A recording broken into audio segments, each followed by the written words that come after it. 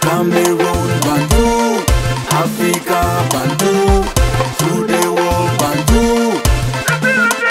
Salut les amis, bienvenue sur votre plateforme. Ici, c'est votre humble serviteur, l'homme le plus noir de la terre.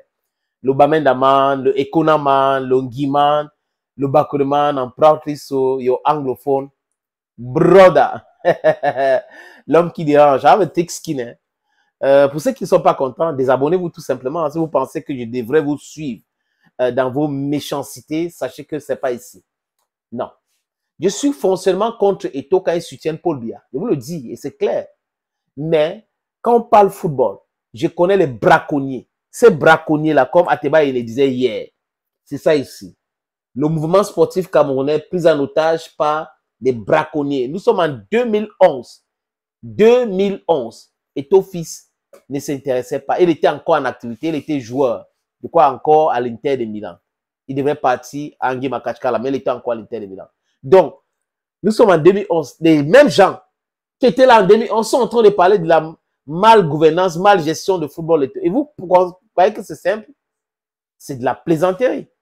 Jean-Jacques Zé, tu étais encore en activité. Quand Nathalie avait écrit son livre Revenge Porn, tu as organisé une émission de Eto'o Bachi pendant 2 heures à Canal Presse. Dimanche d'après, on t'a humilié. Tu n'as jamais oublié cela. Maintenant, tu es devenu un éthologue. Donc, tu viens de remplacer Jean-Bruno Tagny, n'est-ce pas? Un Jean pas en caché, un autre. Hein? Jean-Bruno Tagny, éthologue reconnu mondialement.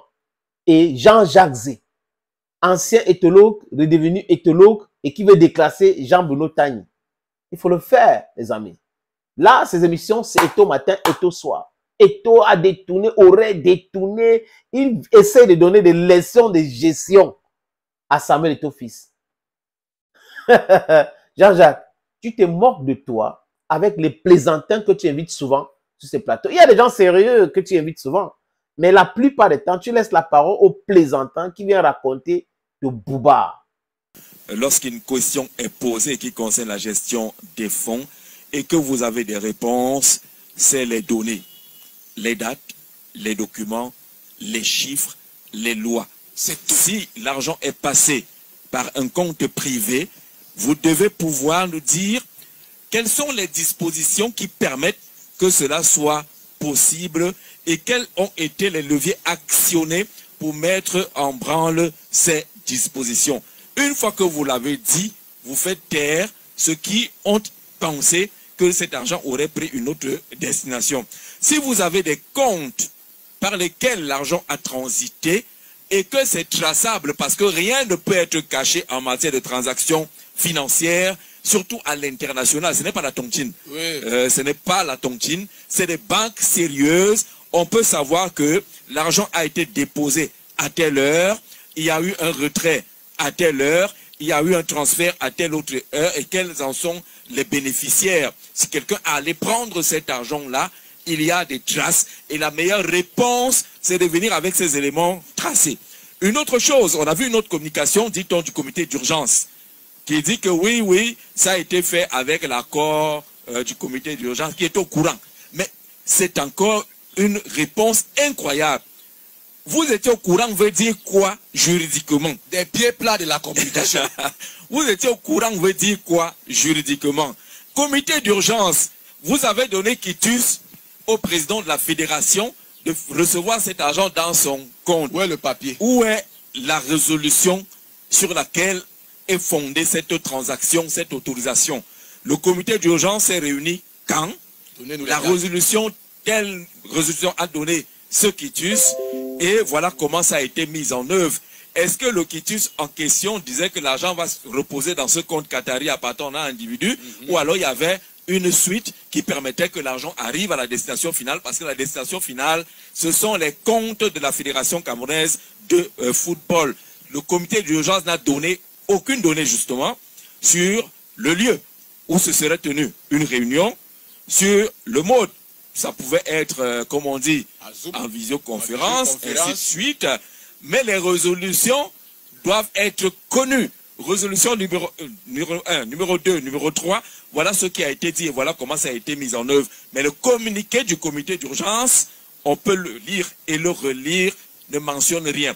Résultat des courses, en voulant défendre, on a plutôt exposé la Fédération camerounaise de football et son président à de nombreuses questions techniques.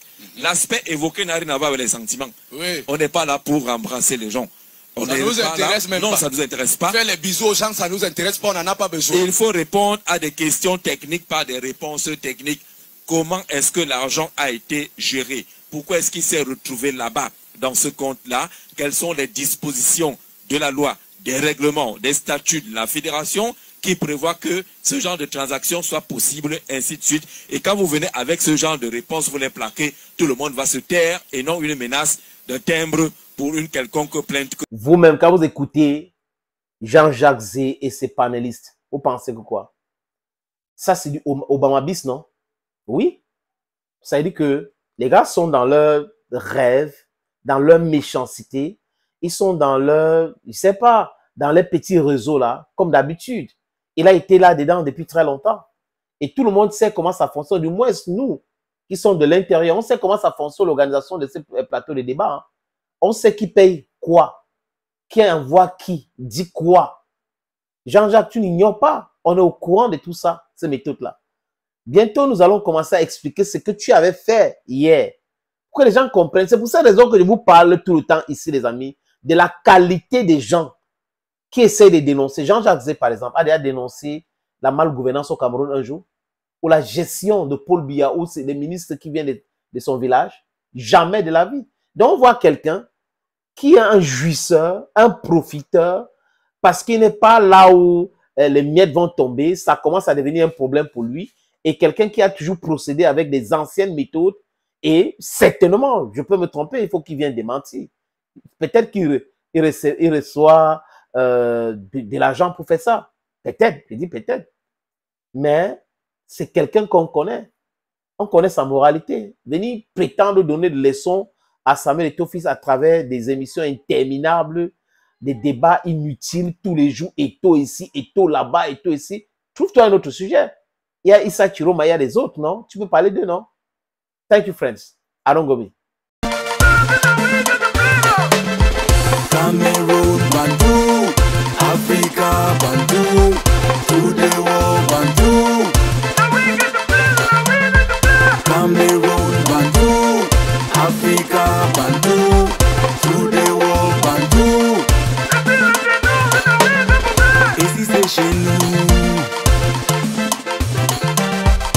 Colos Bantu, Aoura Matu.